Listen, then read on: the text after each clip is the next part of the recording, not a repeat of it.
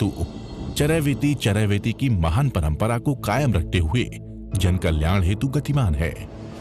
जम्मू कश्मीर, उत्तराखंड, हिमाचल प्रदेश, पंजाब, हरियाणा, दिल्ली, उत्तर प्रदेश, मध्य प्रदेश, राजस्थान, गुजरात, महाराष्ट्र, कर्नाटक, तमिलनाडु आदि क्षेत्रों में 40,000 किलोमीटर की पदयात्रा करते हुए जन कल्याण हेतु प्रस्थित है। हमको ऐसी कृपा दृष्टि दे। ओम नमो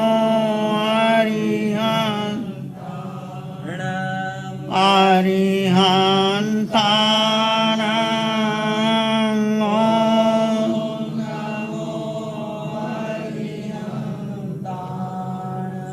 नमो नमो अरिहंतानां। नमो नमो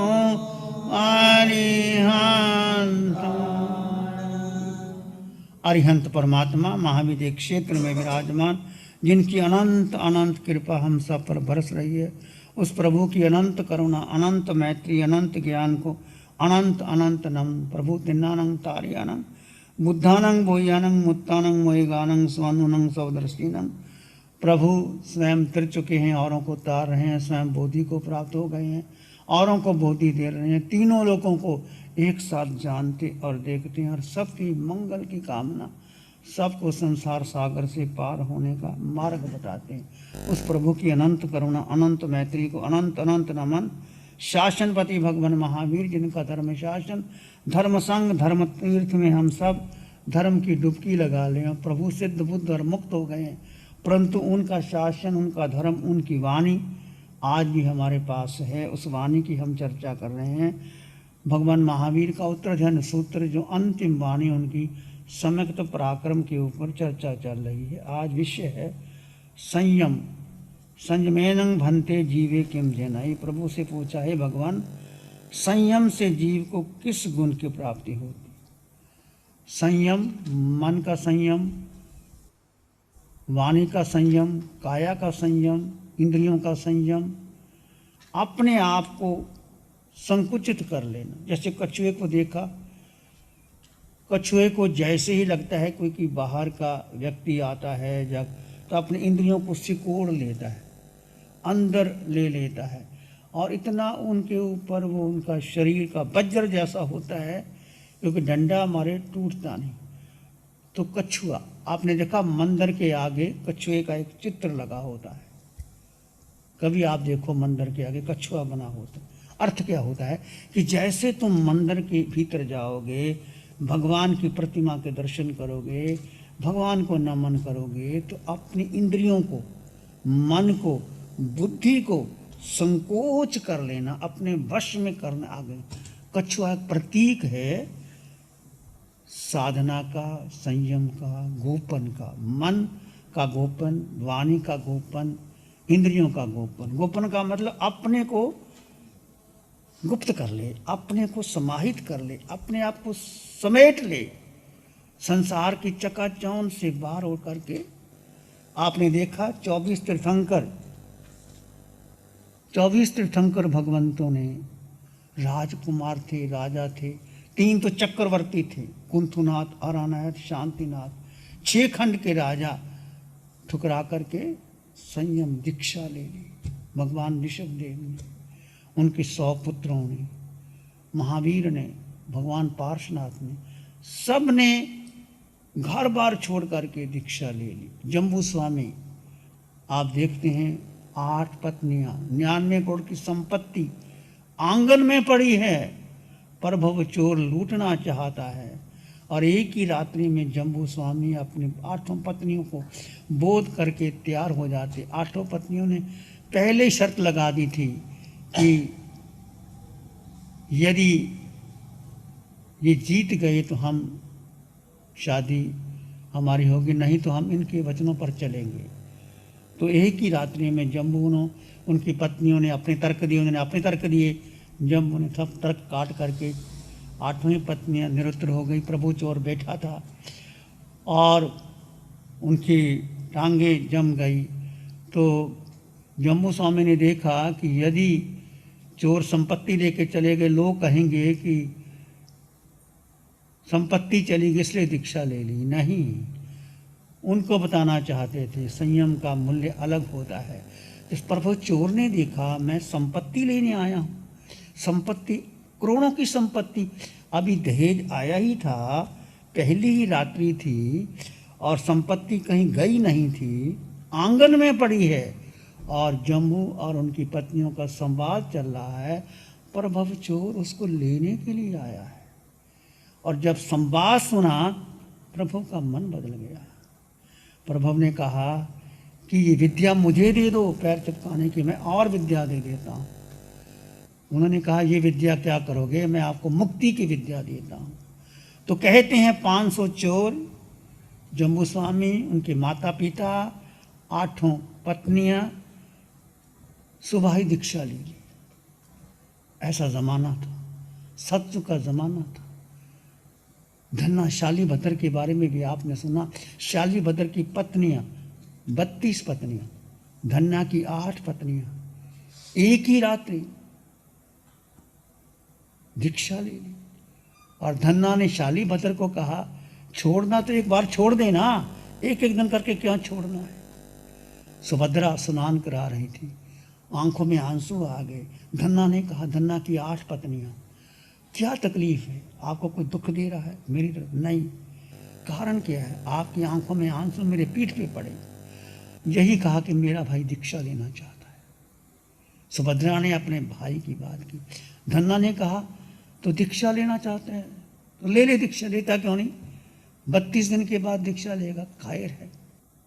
बहन को भाई की बात स्वाति ने कहते पतिदेव कहना आसान है, करना बड़ा मुश्किल है।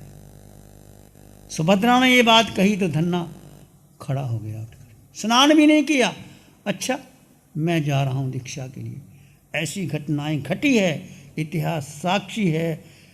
सब ने, सुभद्रा ने कहा मैंने तो आपको मजाक में कहा था, बाकी पत्नियों ने कहा, धन्ना ने कहा नहीं, तुमने मुझे जगा दिया, तुम तो मेरी गुरनी हो, पत्नी नहीं मेरी गुरनी हो। मैं भोग में फंसा पड़ा था, मुझे क्या अधिकार था कहने का। तो कहते हैं धन्ना चला गया, शालीभद्र चला गया, इनकी पेटियां 32 पेटियां स्वर्गों से आती थी, जो राजा भी जिसको देख करके मगध सम्राट आश्चर्यचकित हो गया। ऐसे धन्ना और शालीभद्र ने दीक्षा ली थी। संसार में क्या है, हम किस लिए अटके पड़े हैं, और जिन्होंने त्याग किया है उनको नतमस्तक होते हैं। दुनिया चक्रवर्ती भी शीश झुकाता है, किसके आगे? अरिहंत के आगे। अरिहंत सर्वोच्च सत्ता है, अरिहंत का बल चक्रवर्ती से भी ऊपर होता है। तो कहने का अर्थ संयम, मन का गोपन, वाणी का गोपन, काया का गोपन, कछुए की भांति अपने आप को समेट लेना, साधना का मार्ग। तो पूछा गया भगवान से, बनते संयम से जीवन को किस गुण की प्राप्ति होती है? भगवान ने कहा संयम से जीव आश्रव से रहित हो। आश्रव का मतलब है आना, पापों का आना। जैसे वर्षा हो रही हो और पानी आ रहा हो, कंदराओं से पानी आ रहा हो, झाड़ियों से पानी आ रहा हो, पहाड़ियों से पानी आ रहा हो और तालाब भर गया, उसको कहते हैं पानी आना। आश्रव का मतलब पाप का आना, 18 पापों का।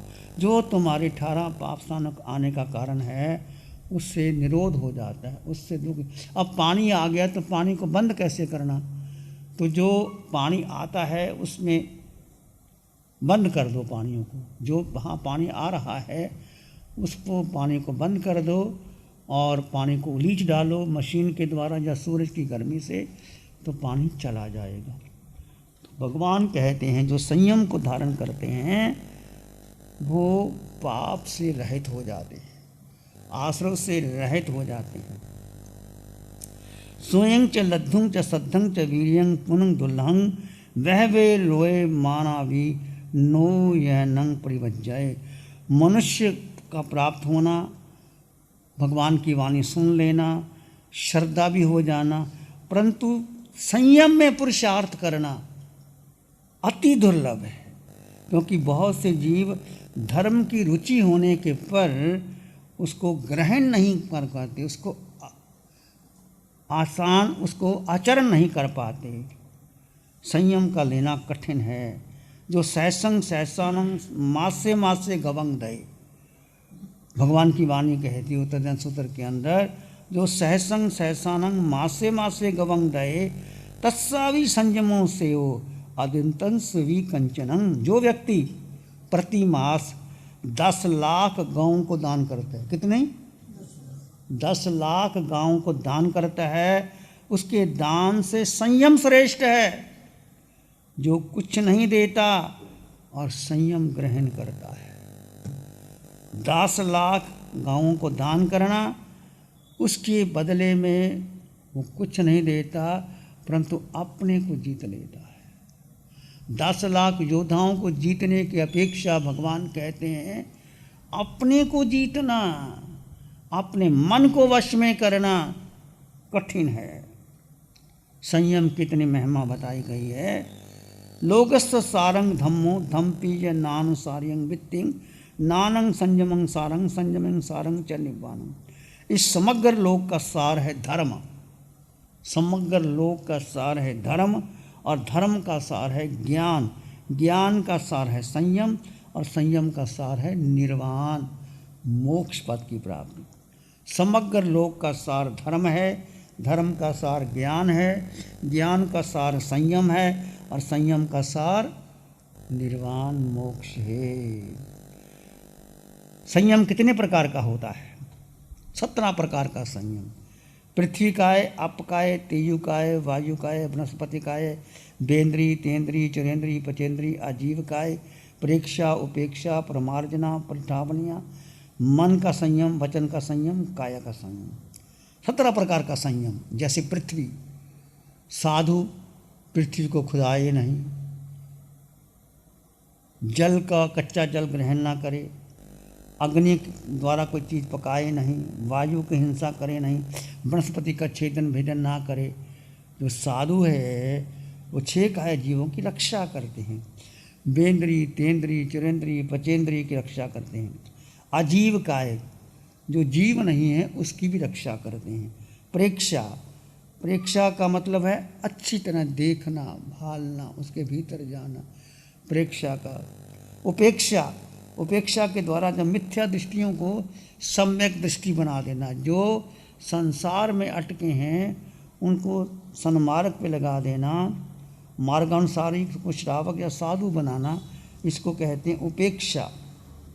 परमार्जना, जैसे आप देखते हैं प्यारी गुरुवाणी है, बड़ी ही सुहानी है। आंखें बंद, मन वचन काया शांत, शरीर शांत, विचार शांत, सृष्टि शांत, वातावरण शांत, हर दिशा हर किनारा शांत शांत शांत शांत। सिर के सिरे से पांव के अंगूठे तक अपने भीतर शुद्ध चेतना का एहसास कीजिए।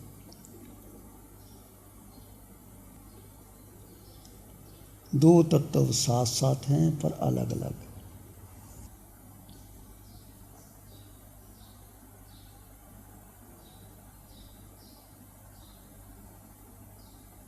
भीतर के मौन और गहन शांति का अनुभव करें। दो तत्व अलग अलग हैं। जड़ में जीव, जीव भिन्न, जड़ भिन्न, दो तत्व जुदा जुदा। उसको जुदा जुदा जाने, जुदा ही माने।